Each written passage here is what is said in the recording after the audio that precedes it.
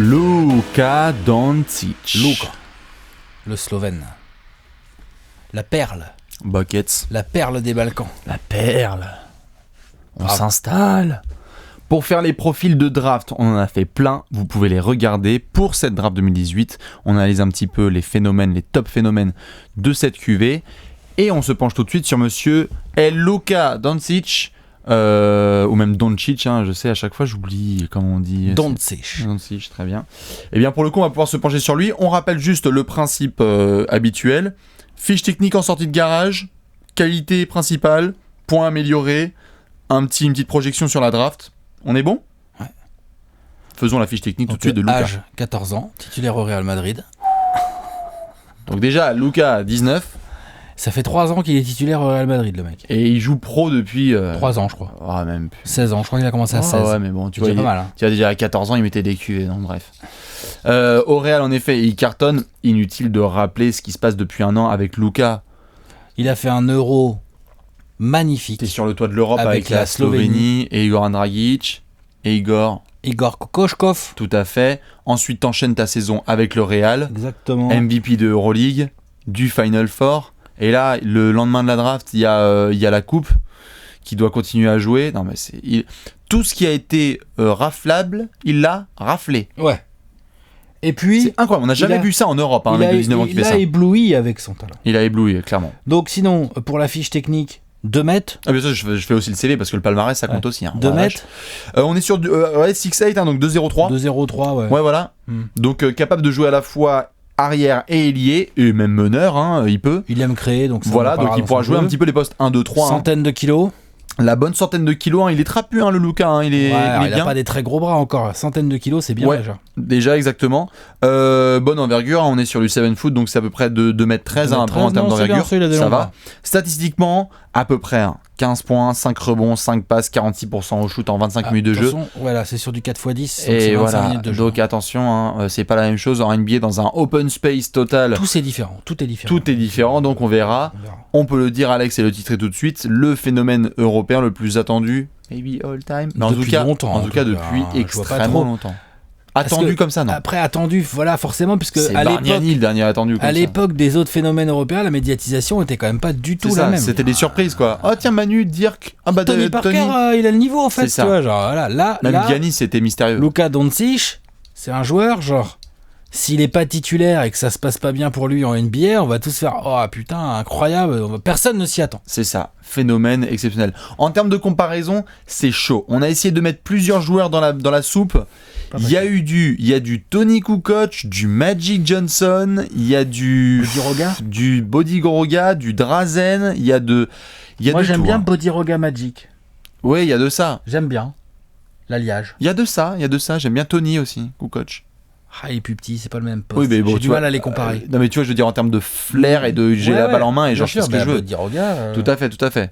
Athlète assez sous-estimé, on va en parler, hein, l'ami Doncic. Tout à fait. Voilà un petit peu, et prévu sur les places 1, 2, maximum 3, hein, vraiment. C'est pas ce qu'il se dit. J'ai vu des mock drafts là où il le foutait 28ème là. Ouais, c'est ça. J'exagère, mais j'ai vu des mock drafts où il sort du top 6-7. Hein. J'ai vu des mock drafts où t'as des mecs qui sont là genre c'est des mots on peut le choper en 15 avec les Wizards. On peut le choper en 15 avec les Wizards. C'est pas des mock drafts. Dans tous les cas, voilà pour la fiche technique. Tout à fait. De toute façon, il y a des blessés dans tous les sens et ça va être un des dossiers les plus chauds. Ce jeudi 21 juin. Autour de lui. Il y a de l'incertitude. En termes qui va le prendre. C'est ça. Maintenant, on fait quand même les qualités premières. Après, on fera les points améliorés, mais d'abord les qualités premières. Prenez votre temps. Il y en a 2-3. Déjà, il y a une vista. Il y a une vista globale. Alors oui, avant même juste de commencer ça, excuse-moi, c'est le meilleur joueur de la draft. Là, c'est le joueur le plus prêt à contribuer à NBA, Day One. Si, techniquement parlant, c'est le Day One. Techniquement parlant, ouais. Ah si. Il y a bataille avec DeAndre Ayton en fait. Techniquement parlant, mais donc c'est pas le joueur le plus prêt à contribuer au Day One, c'est le joueur le plus prêt techniquement. Ouais. Moi j'irais même plus loin, je pense que c'est le joueur le plus prêt techniquement et en termes de vista. Et mentalement, et en termes de vista, bien Putain, sûr. moi, c'est limite ce qui m'impressionne le plus. La vista de Luka Doncic, vas-y, t'allais en parler. Un mec à 18 ans, il sait déjà tout faire, 19 ans, mais il sait déjà tout faire offensivement. Tout. Le roi du pick and roll. Absolument tout. C'est un roi du pick and roll. Il a un bon tir. Il sait driver quand il faut. Il utilise ses deux mains. Il a un très bon handle. Les isolations. Il peut jouer demi-terrain en ISO, demi-terrain en pick and roll. En transition, laisse tomber. Poste 1, 2, 3. Il peut faire des coast to coast. Il prend des rebonds. Enfin, voilà. Il peut jouer au poste contre des défenseurs plus petits. On l'a vu pas mal aussi Bien utiliser sûr. les one leg à la dire qui Tout à jouait fait. avec la planche. Ah, mais il a une technique. Non, mais Une panoplie absolument incroyable. c'est chaud. C'est vraiment très chaud. Tu vois là vraiment le côté phénoménal qu'il a d'avoir bossé toute sa life sur le basket. Il était déjà en Europe techniquement ultra dominant. En NBA, il peut arriver et regarder les rookies et faire non mais les gars, vous avez du retard. C'est terrible. Et il y a Vista, comme on l'a dit, donc capacité de lecture de jeu sur pick and roll, ça va être terrifiant avec Luka parce que dès qu'il a passé l'épaule, il a les 5 options, il a toutes les options qui sont possibles et imaginables, il les a en tête. Et il a la technique pour tout faire. Il a la technique pour tout faire, il a la patience, il a le jeu. Juste derrière l'écran. C'est ça, il a pas peur évidemment des grands défenseurs et des grands moments. Il a pas peur tout court. Hein. Il a pas Voilà, peur tout c'est court. Ça, hein. Lui, il arrive, il fait t'as 30 ans, t'es un All-Star NBA, bah viens, on y va. Quand il a joué Kristaps Porzingis en isolation à l'Euro, il était là genre vas-y, yaourt à la fraise. Ah. Donc il y a un côté vraiment fearless avec lui un petit peu, hein, il a peur de rien. Le show, évidemment, hein, open court, si Bah, tu joues avec lui en voir contre-attaque, jouer.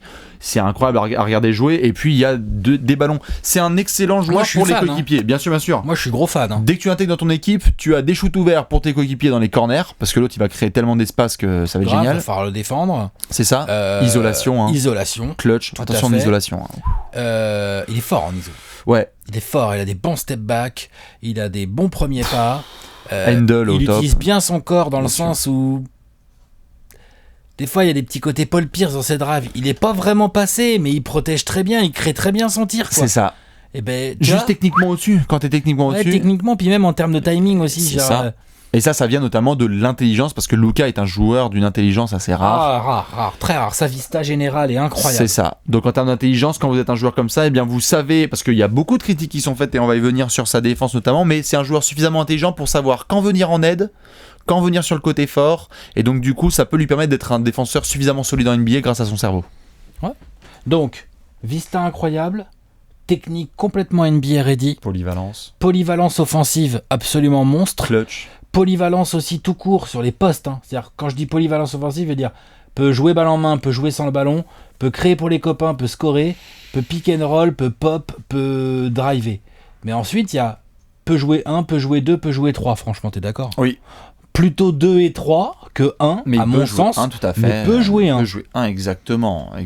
D'ailleurs, il le dit lui-même, ses joueurs préférés, c'est LeBron et Ben Simmons. Donc, si tu veux, le mec. Des 1, quoi. C'est des 1. Non, mais complètement. Non, mais tu peux. C'est des 1 qui sortent du lot. Et il a envie de suivre ce rythme-là. On n'en parlait pas un petit peu, mais il faut quand même le mentionner parce que c'est ça aussi qui est au centre de Luka et de son succès jusqu'ici. Il a du cœur. Putain, la détermination de Luka, c'est quelque chose. Hein. Il a du cœur. Il y a un côté aime. un peu killer. Tu sens qu'il n'est pas venu pour être un joueur random en NBA. Hein. Non. Il veut dominer. Il veut dominer, et puis s'il est bien accueilli dans une franchise, qui s'entend bien avec le coach et que ça se passe bien dans la ville, tu as là un joueur qui non seulement est talentueux, mais il est prêt à se faire fusiller sur le parquet, ça peut permettre de faire gagner l'équipe. C'est ça. Et ça, c'est mine de rien, c'est quand même ça compte. C'est Hein. assez pratique. Tu vois ?